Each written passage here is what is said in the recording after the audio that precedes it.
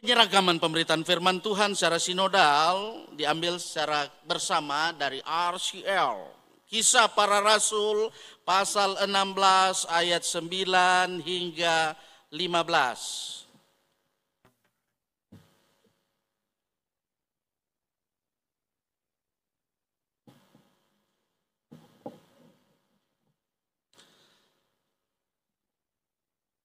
Kali lagi, Kisah Para Rasul pasal 16.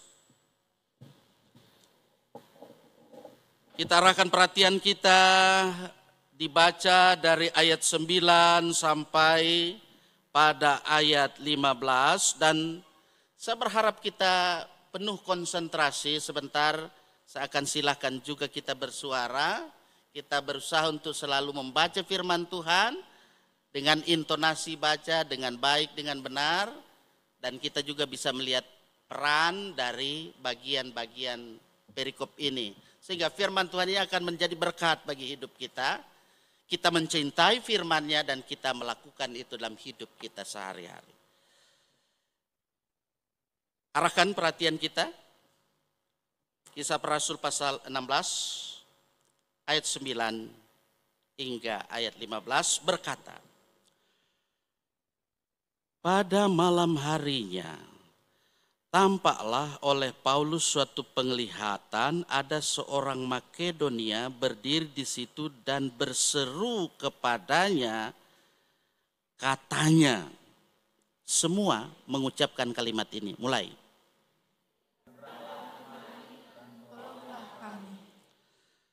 Setelah Paulus melihat penglihatan itu, segeralah kami mencari kesempatan untuk berangkat ke Makedonia, karena dari penglihatan itu kami menarik kesimpulan bahwa Allah telah memanggil kami untuk memberitakan Injil kepada orang-orang di sana.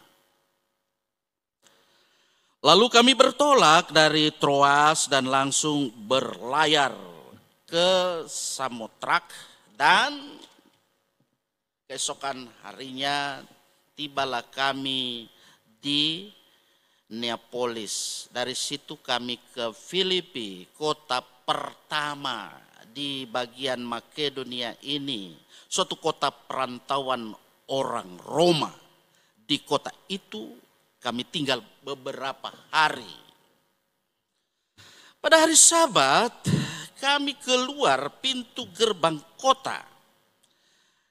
Kami menyusur tepi sungai dan menemukan tempat sembahyang Yahudi yang sudah kami duga ada di situ.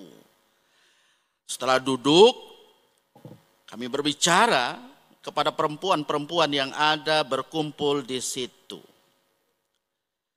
Seorang dari perempuan-perempuan itu yang bernama Lydia turut mendengarkan. Ia seorang penjual kain ungu dari kota Tiatira yang beribadah kepada Allah. Tuhan membuka hatinya sehingga ia memperhatikan apa yang dikatakan oleh Paulus. Sesudah ia dibaptis bersama-sama dengan seisi rumahnya, ia mengajak kami. Katanya, semua nyaring ucapkan kalimat ini. Mulai.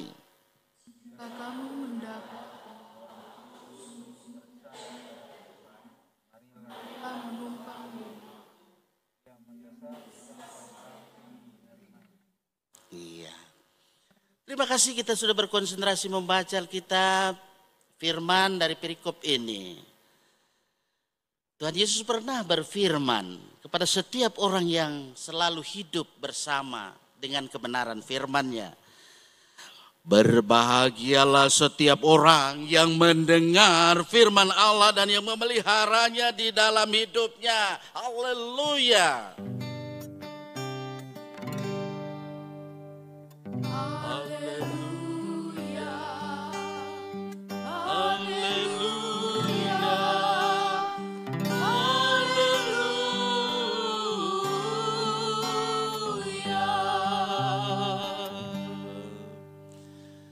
Puji Tuhan, Bapak Ibu Saudara-saudara, saya percaya kita semua tetap dalam keadaan stay healthy, stay safe.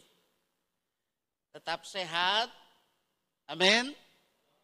Walaupun ada juga yang dalam pergumulan. Di sini ada pokok-pokok doa yang juga harus kita bersama menggumuli dan mendoakan. Ada saudara-saudara kita yang dalam kelemahan tubuh, ada yang sakit dalam pemulihan, baik yang di rumah sakit maupun yang di rumah masing-masing. Tapi saya percaya yang hadir pada saat ini, kita memiliki apa yang saya pernah sebut, herd immunity. Herd immunity. Urip karepmu, mati karepmu. Nah, itu kita ada dalam masa transisi ini, transisi dari pandemi ke endemi. Ya, saya percaya kita ini tidak tereliminasi. Amin. Karena apa? Iman, imun, hikmat selalu kita memohon kepada Tuhan supaya Tuhan berikan orang yang ada. Itu yang selalu harus kita ingat dalam hidup ini. Iman, imun, hikmat sehingga herd immunity kita bisa beradaptasi, kita bisa berasimilasi, berada di masa transisi ini. Kita boleh hidup, melaksanakan tugas panggilan gerejanya yang rajin bersekutu, rajin bersaksi, rajin melayani Tuhan. Jemaat Tuhan yang saya kasih dalam kasih Tuhan, dari perikop kita ini juga berbicara tentang bagaimana dalam kehidupan sebagai orang yang percaya kepada Tuhan.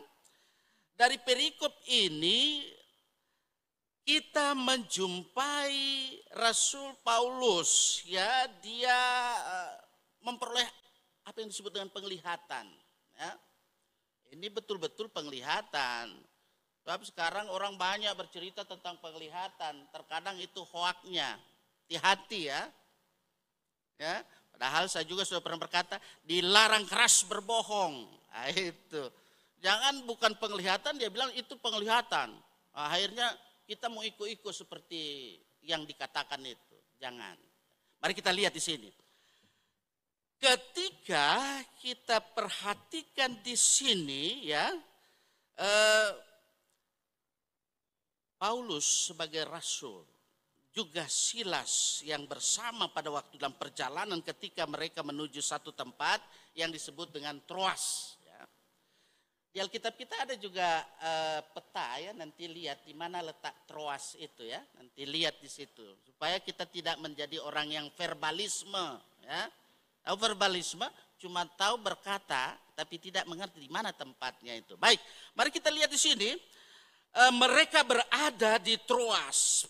Rasul Paulus dia memperoleh apa yang disebut dengan penglihatan. Penglihatan. Ada seorang Makedonia, dia berdiri di situ dan berseru kepadanya, katanya. Itu. Makanya tadi saya ajak kita membaca, mari kita membaca sesuai dengan peran. Ya. Kalau peran di sini kita lihat, tadi saya silakan kita berbicara. Di situ dia berkata, menyeberanglah kemari dan tolonglah kami.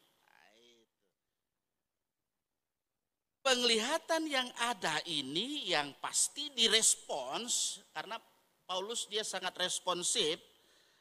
Ia pasti dengan segera dia bergegas dia ke Makedonia dalam hal ini ketika ia bergegas untuk melakukan apa yang dia lihat dengan suara yang ada itu.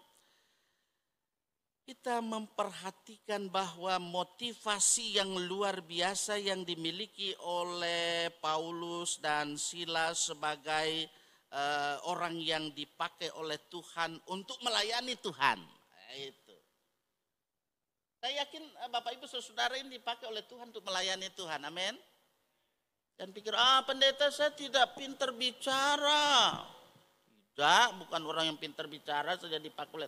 Lihat ini. Pintar main musik, dipakai oleh Tuhan. Amin. Nah, ini generasi muda. Karena kemarin dalam ibadah wilayah, ya, sekota Palu, saya juga berbicara tentang itu.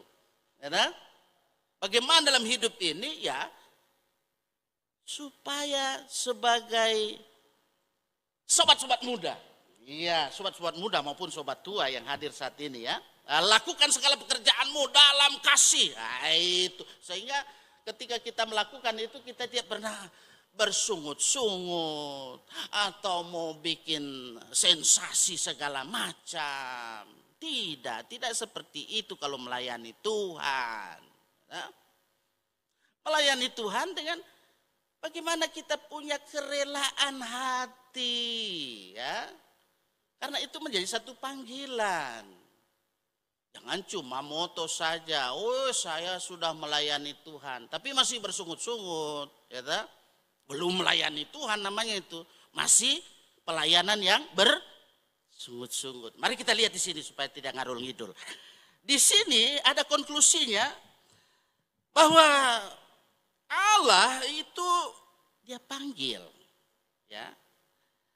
Dia panggil orang yang dipakai olehnya, diutus olehnya untuk apa? Ya untuk memberitakan kabar baik. Nah ini, terkadang dia bilang, oh saya memberitakan kabar baik, padahal hoak yang dia bawa. Di hati itu Bapak Ibu Saudara-saudara. Dia bilang, bu, beritakan Injil jadi pelayan. Bikin kekacauan atau bikin konfrontasi. Nah itu. Bikin kelompok-kelompok itu tidak boleh. Kalau kelompok dalam penelahan Alkitab boleh itu. Tapi kelompok supaya dia punya pendapatnya gol, ini kalah, ini boleh itu. Tapi kalau memang itu baik, bagus, pasti digolkan. Amin. Itu yang harus kita lakukan Bapak Ibu Saudara, jemaat Tuhan yang ada di mana saja yang merelay YouTube ini. Ya. Supaya kita sebagai umat Kristen yang ada, kita sehati, sepikir. Nah, itu dalam kehidupan kita bagaimana kita sehati, sepikir. Sehingga kita hidup dalam kehidupan ini melayani Tuhan untuk soli deo gloria, kemuliaan Allah, bukan untuk si A, untuk si B namanya, bukan mau cari nama atau mencuri kemuliaan Tuhan. Hati-hati ya. Siapapun yang mendengar penyampaian kerugma ini, supaya dalam kehidupan ini kita jangan sampai mencuri kemuliaan Allah. Itu kalau kita lihat dalam misalnya ayat perbandingannya di 2 Korintus pasal 2 ayat 17 ya. Kita perhatikan di sini bahwa sesungguhnya penglihatan yang Rasul Paulus peroleh itu adalah satu panggilan. Panggilan dan pengutusan dari Tuhan supaya itu wajib hukumnya dijalankan. Nah, itu wajib hukumnya dijalankan. Bukan hanya sekedar ya saya percaya, mengaku dan berjanji dengan segenap hati. Mar elemolia tidak ada seperti itu. Atau cuma Senin Kemis. Nah, itu. Oleh karena itu Bapak Ibu Saudara-saudara yang saya kasih dalam kasih Tuhan, lakukan apa yang Tuhan sudah berikan untuk kita ya, dengan talenta yang sudah Tuhan berikan. Ya, karunia yang Tuhan sudah berikan. Masing-masing orang itu diberikan karunia. Ada karunianya untuk mengajar. Ini ada ibu guru di sini, ada pak guru di sini, ada dosen barangkali juga ya. Karunia untuk mengajar. Ada karunia untuk dia bisa berkata-kata, menyampaikan firman Tuhan. Gunakan itu. Ada karunianya bertukang. Ada karunianya ini buat karangan bunga. Ketika krans, saya perhatikan, jangan lupa cerita. Ada yang punya keterampilan itu, ya itu lakukan. Ya, supaya dalam kehidupan kita sebagai orang yang percaya kepada Tuhan, betul-betul kita mau hidup melaksanakan apa yang menjadi tugas panggilan dalam kehidupan kita sebagai orang-orang yang percaya kepadanya. Ada yang sebagai nurse, ya, sebagai perawat, ada yang sebagai dokter, ya, dan semua talenta-talenta yang ada, karunia-karunia yang ada itu difungsikan. Ya. Kedengaran sampai sini. Jadi Bapak Ibu Saudara-saudara yang saya kasih dalam kasih Tuhan, dalam hidup ini kita sebagai orang percaya memperhatikan bagaimana kisah perjalanan hidup Paulus dan juga Silas. Ini menunjukkan bahwa sesungguhnya Tuhan itu selalu melakukan bagaimana karya penyelamatannya bagi dunia ini secara universal. Tapi juga bagaimana karya penyelamatan yang dia nyatakan secara khusus dalam kehidupan kita sebagai orang-orang yang percaya kepadanya, sebagai orang-orang yang beriman kepadanya. Karena itu hiduplah senantiasa sebagai orang-orang yang selalu hidup melakukan apa yang ia sudah nyatakan di tengah-tengah kehidupan kita sebagai orang-orang yang menyebut diri beriman. Jangan menyebut diri beriman tapi kelakuan tidak sesuai dengan imannya. Tuhan benci itu. Tuhan tidak suka yang seperti itu. Nah, oleh karena itu Bapak Ibu Saudara-saudara yang mengikuti siaran ini, firman Tuhan yang saya sampaikan pada saat ini, terkadang ada yang merasa dirinya pandai, terkadang ada yang merasa dirinya lebih tahu, padahal tidak tahu. Nah, oleh karena itu saudara-saudara, kita selalu mau hidup dalam kerendahan hati kita supaya Roh Kudus, karena itu selalu di awal saya katakan, ya Roh Kudus yang membaharui dan mempersatukan hidup kita ini sebagai orang percaya. Dia itu yang membaharui kehidupan kita. Jangan ego kita yang lebih ditampilkan. Kalau ego kita yang lebih ditampilkan, ya pasti firman Tuhan saja dia anggap tidak betul. Gitu? Nah, oleh karena itu saya mengingatkan kepada kita sekalian yang ada hadir pada saat ini dalam ibadah di gedung gereja maupun di mana saja saat ini melalui YouTube GPID Getsemani Maya Sepalu ini.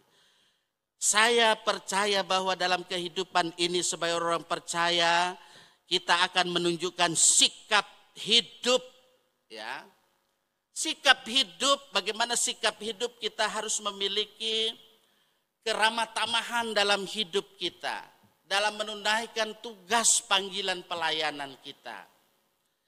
Ketika kita menyampaikan kabar baik, berita selamat, kita lakukan semua itu dalam rangka bagaimana Allah yang sudah solider, Allah yang peduli dengan kehidupan kita, Allah yang sudah lebih dahulu mengasihi kita, kita juga itu mau nyatakan kepada sesama kita dalam kehidupan kita melalui pelayanan gereja Tuhan yang ada. Nah, upaya-upaya bagaimana dalam kehidupan kita terus mengimplementasikan ya, tugas tanggung jawab pelayanan yang ia berikan.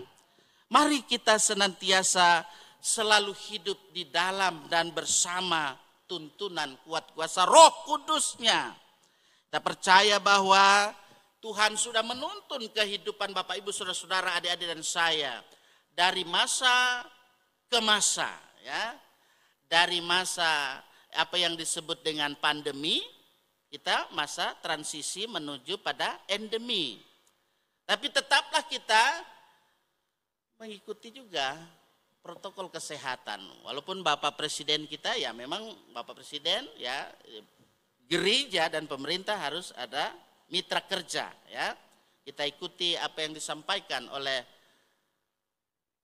pemerintah kita ketika dikatakan ya kalau di luar boleh buka masker, kalau di dalam ruangan ya kita gunakan masker. Karena saya bicara minta maaf, saya tetap ada masker. Kalau saya bicara dengan masker mungkin kurang jelas jadinya, ya. Saya percaya ya, oma opa ya kalau dibilang itu rentan. Puji Tuhan tidak tereliminasi. Amin. Oma opa yang ada yang hadir saat ini, sampai saat ini ya, Tuhan masih tolong, apalagi yang masih muda. Tidak usah malas kita datang ke gereja, datang. Nah, kalau yang masih di rumah ya karena ada sarana online-nya, no problem, ikuti ya. Tapi suatu waktu datang, bagaimana sudah perkembangan kita di Patimura yang ada di sini, di Banuan Tupu ini. Ya, pasti akan ada kerinduan untuk itu. Kita jumpa bersama dalam perjumpaan kita, memuji dan memuliakan Tuhan. Tuhan pasti akan menolong kehidupan kita supaya kita terus hidup dalam terang Kristus, menunaikan segala tugas, tanggung jawab, panggilan pelayanan kita sebagai umat yang percaya kepadanya. Tuhan tak pernah meninggalkan kita. Tuhan pasti tetap menolong kita. Hidup senantiasa dalam iman, imun, hikmat. Sehingga hidup kita tidak tereliminasi. Kita tetap akan memasuki nanti di masa transisi, kita tetap berada dalam keadaan sehat walafiat. Kita masuk nanti dalam masa endemi, kita tetap kuat. Karena iman, imun, hikmat ada Tuhan karuniakan. Amin. Terpujilah nama Tuhan.